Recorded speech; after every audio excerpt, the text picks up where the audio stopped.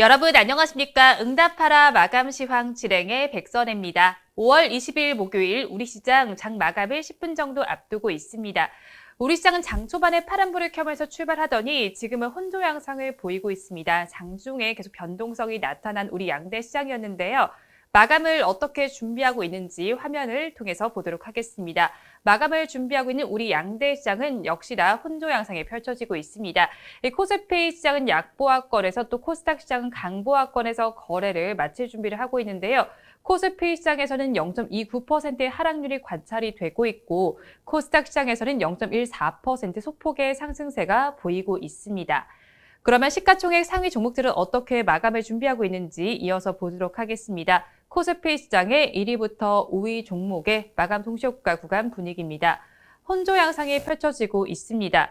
대장주인 삼성전자는 약보합권에서 거래 마칠 준비를 하면서 79,500원을 가리키고 있습니다. 삼성전자 우선주도 함께 파란불을 켜고 있고요. 삼성바이오로직스는 보합 마감할 준비를 하고 있습니다. 하지만 SK하이닉스는 1% 넘게 오름세가 나타나고 있고요. LG화학은 2.61%의 강세를 보여주면서 90만 원 선을 회복한 모습입니다. 이어서 6위부터 10위 종목의 마감 동시효과 구간 분위기를 보도록 하겠습니다. 엇갈린 모습이 나타나고 있습니다. 현대차와 셀트리온은 파란불을, 나머지 종목들은 빨간불을 켜고 있습니다. 네이버와 카카오는 모두 빨간불을 켜주고 있는데요. 네이버는 0.14% 강보합권에 들면서 35만 원의 종가를 형성할 준비를 하고 있습니다. 카카오는 0.89%의 오름세가 나타나고 있고요. 삼성 SDI도 1% 가까이 오르고 있습니다. 반면에 현대차는 3% 가까이 빠지는 모습이 관찰이 되고 있고요. 셀트리온에서도 1%가 넘는 낙폭이 보여지고 있습니다. 이어서 코스닥 시장의 시가총액 상위 종목들 1위부터 5위 종목의 마감 동시효과 구간 분위기 체크해 보도록 하겠습니다. 1위부터 5위 종목 역시나 엇갈린 모습이 나타나고 있습니다. 시제는 낙폭이 큰 모습입니다. 5% 넘게 빠지면서 76,000원에 거래 마칠 준비를 하고 있습니다. 펄어비스는 전거래 종가와 동일한 59,000원에 거래 마감할 준비를 하고 있고요. 셀트리온 헬스케어와 셀트리온 제약은 모두 1.04%의 강세를 보여주고 있습니다. 이런 시장 속에서 에코프로비엠에서는 4%가 넘는 강세가 나타나면서 17만 6,500원에 마칠 준비를 하고 있습니다. 이어서 6위부터 10위 종목들의 마감 동시효과 구간 분위기 보도록 하겠습니다. 6위부터 10위 종목 역시도 엇갈린 모습이 나타나고 있습니다. 카카오게임즈는 약보합권에 거래 마칠 준비하면서 파란불을 켜고 있는데요. SK머티리얼즈는 2.75%의 강세가 나타납니다. 6위부터 10위 종목 내에서 가장 높은 상승률을 기록하고 있습니다. 32만 9,200원에 거래 마칠 준비를 하고 있고요. CJENM도 0.79% 상승 마감할 준비를 하고 있습니다. 나머지 종목들은 파란불을 켜고 있습니다. 이어서 양시장에서 이슈를 체크를 해보도록 하겠습니다. 먼저 LG화학을 보도록 하겠습니다. LG화학이 테슬라에 전기차 배터리용 NCMA 양극재를 공급한다는 소식이 나왔습니다. 테슬라에 공급할 NCMA는 니켈 함량이 90%라는 점 함께 참고하시면 좋을 것 같습니다. 이어서 2차전지 관련주들도 소식이 나와 있는데요. 2차전지 업체들 함께 좀 보도록 하겠습니다. S&E 리서치 조사에 따르면요. 중국 시장을 제외한 올해 1분기에 전 세계 전기차에 장착된 배터리 사용량 순위에서 지금 LG에너지솔루션이 1위를 차지를 했습니다. 삼성 SDI는 3위, 그리고 SK이노베이션은 5위에 자리를 해 있는 모습입니다. LG에너지솔루션과 삼성 SDI 그리고 SK이노베이션 배터리를 장착한 모델들의 판매가 호조를 보이면서 우리나라 배터리사들이 성장세를 보이고 있는데요. 지금 보시듯이 노란색으로 표시된 부분이 우리나라 배터리사들이 자리를 하고 있는 모습입니다. 1위와 3위, 5위에 지금 위치해 있습니다. 이어서 삼성 SDI의 소식을 하나 더 보도록 하겠습니다. DB금융투자에서 리포트가 나와 있습니다.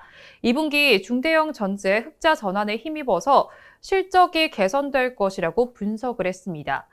최근의 주가 조정을 매수의 기회로 활용할 필요가 있다라는 조언도 덧붙였습니다.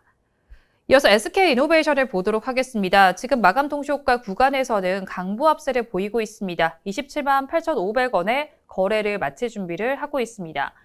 SK이노베이션이 포드와 전기차 배터리 조인트 벤처를 설립하는 것으로 알려졌습니다. 한미 정상회담에 맞춰서 MOU가 발표가 되고 전기차용 배터리셀을 만드는 공장을 공동 소유한다는 내용이 포함될 수도 있습니다. 이어서 네이버와 신세계를 좀 보도록 하겠습니다. 신세계의 마감 동시효과 구간 분위기를 살펴보시면 0.16%의 약세가 나타나면서 파란불을 켜고 있습니다. 네이버와 신세계가 손을 잡고 이베이 코리아 인수에 나설 것으로 보이고 있습니다. 이베이 코리아의 몸값은 5조 원으로 거론이 되고 있는데요.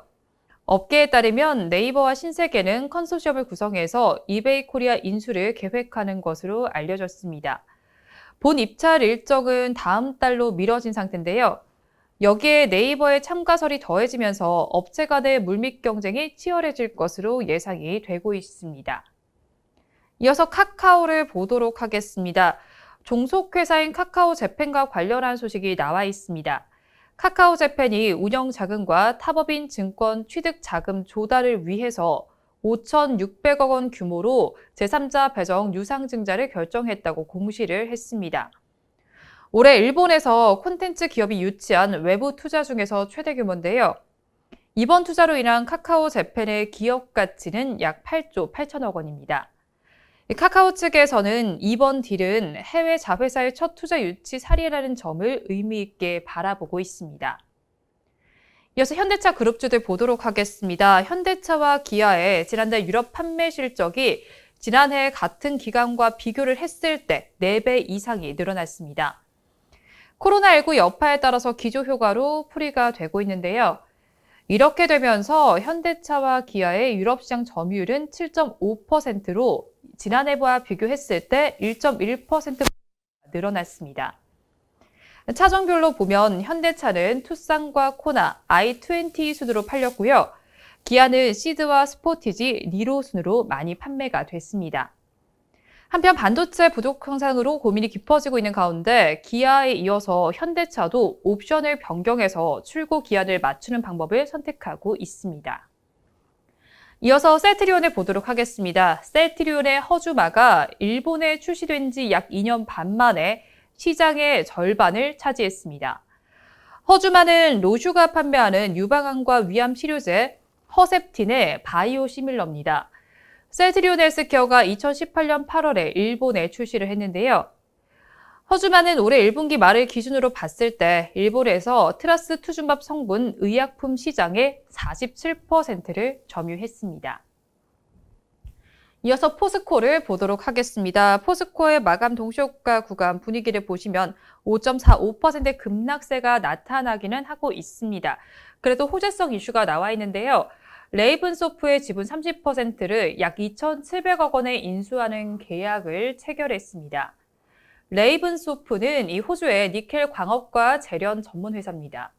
이 계약에 따라서 포스코는 레이븐소프의 니켈 가공품을 오는 2024년부터 연간 32,000톤을 공급받을 수 있게 됐습니다. 이어서 시젠을 보도록 하겠습니다. 시젠은 지난 18일에 소식이 나와 있었는데요. 쿠웨이트 정부에 약 480만 달러 규모의 코로나19 진단키트를 독점 공급한다고 밝혔습니다. 약 5개월 동안 독점 공급할 예정입니다.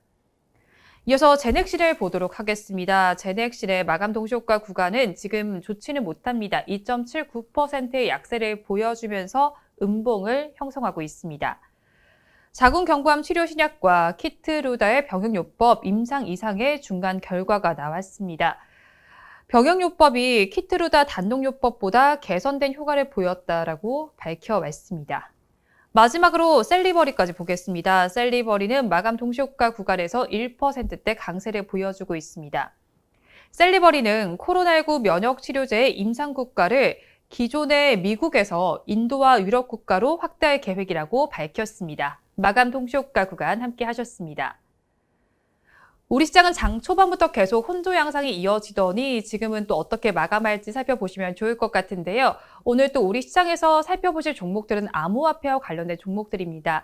가상화폐로 알려져 있는 비트코인이 급락세를 이어가다가 다시 또 반등하는 모습이 나타났는데요. 그러면서 암호화폐 관련주들 오늘 힘을 내지 못하는 모습이었습니다. 종가 상황을 차트를 통해서 먼저 보도록 하겠습니다. 먼저 하나투자증권의 종가를 살펴보도록 하겠습니다. 6.61%의 급락 양상이 펼쳐졌습니다. 음봉을 형성을 해주고 있고요. 아래 꼬리를 조금 더 길게 달고 있습니다. 종가는 4,595원에 형성이 됐습니다. 비덴트 이어서 보시면 10% 넘게 빠졌습니다. 윗꼬리와 아랫꼬리를 모두 단 음봉을 형성했습니다. 종가는 9,990원에 형성이 됐고요. 우리 기술투자까지 함께 살펴보시면 8%대 급락 양상이 펼쳐졌습니다. 9,510원에 거래를 마쳤습니다. 어제 비트코인 가격은 장중에 급락세를 이어가면서 한때는 3만 달러 선을 위협을 받았습니다. 그래도 낙폭을 축소를 하면서 3만 9천만 달러 선까지는 반등을 했는데요. 그래도 최고가에 비하면 37%가 급락한 상태입니다.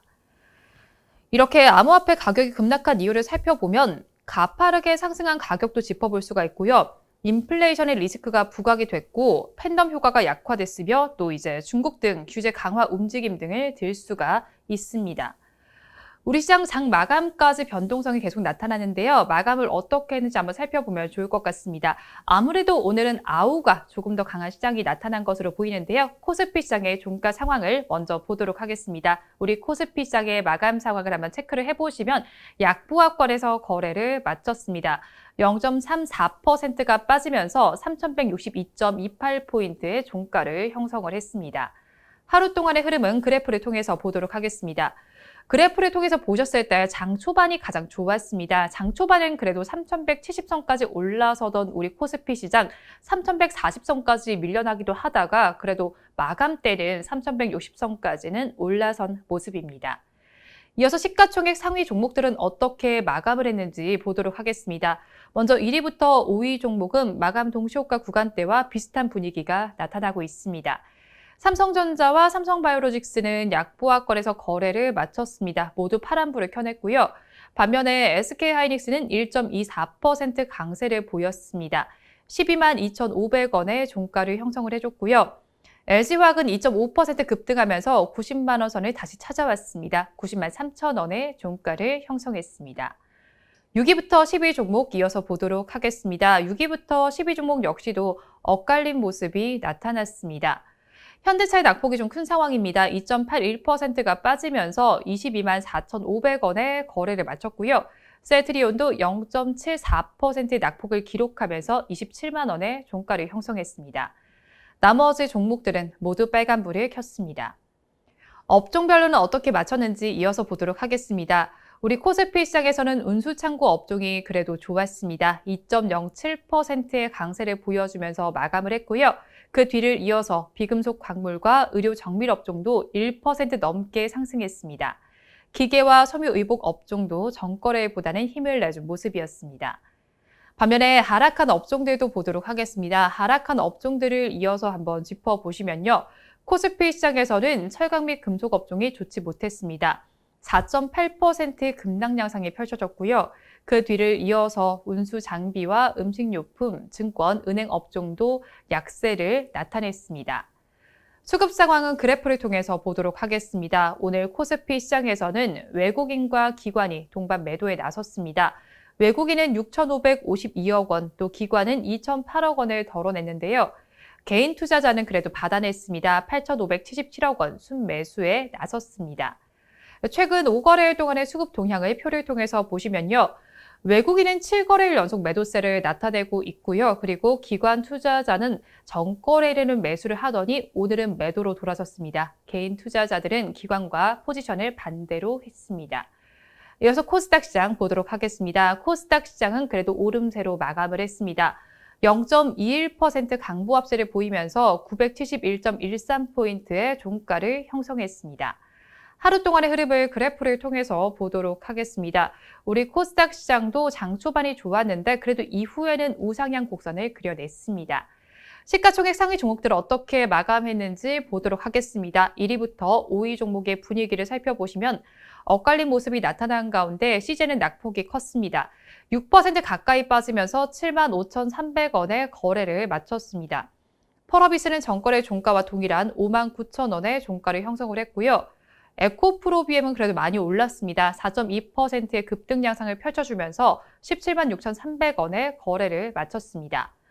이어서 6위부터 10위 종목의 마감 분위기 보도록 하겠습니다. 6위부터 10위 종목은 엇갈린 양상이 펼쳐졌습니다. SK머티리얼즈는 많이 올랐습니다. 3% 넘게 상승하면서 33만 300원의 종가를 형성을 했는데요. 반면에 알테오제는 많이 빠졌습니다. 4.36%의 급락 양상을 펼치면서 7만 200원의 종가를 형성했습니다. 업종별로는 어떻게 마감을 했는지 이어서 보도록 하겠습니다. 우리 코스닥 시장에서는 1%대 강세를 보인 업종들이 꽤 있었습니다. 일반 전기전자 업종에서는 1.7%의 상승률이 기록이 됐고요. 비금속과 반도체 업종의 상승률은 동일합니다. 1.68%로 기록이 됐습니다. IT 하드웨어와 기타 제조 업종도 1% 넘게 상승을 했습니다. 반면에 하락한 업종들 보도록 하겠습니다. 금융업종이 힘을 내지 못했습니다. 그 뒤를 이어서 제약과 기타 서비스에서도 1% 넘는 하락률이 관찰됐고요. 통신장비와 음식료 담배 업종도 파란불을 켜냈습니다. 수급 상황은 그래프를 통해서 보도록 하겠습니다. 우리 코스닥 시장에서는 외국인과 기관이 쌍끌이 매수를 해줬습니다. 외국인은 980억 원, 또 기관은 97억 원 매수 우위를 보여줬는데요. 개인 투자자는 996억 원 매도 우위를 나타냈습니다. 최근 5거래 동안의 수급 동향을 표를 통해서 보도록 하겠습니다. 외국인은 2거래일 연속 매수세를 보였고요. 기관은 4거래일 연속 매수 우위를 나타냈습니다. 반면에 개인 투자자는 2거래일 연속 매도에 나섰습니다. 이렇게 마감 상황까지 저와 함께 짚어보셨는데요. 우리 시장은 오늘 혼조 양상으로 마감을 했습니다. 그래도 코스닥 시장에서는 빨간불이 켜져 있는 하루였는데요. 내일은 다시 또 코스피 시장에도 빨간불이 들어오길 바라면서 방송 마무리해보도록 하겠습니다. 오늘도 함께해 주신 여러분 고맙습니다.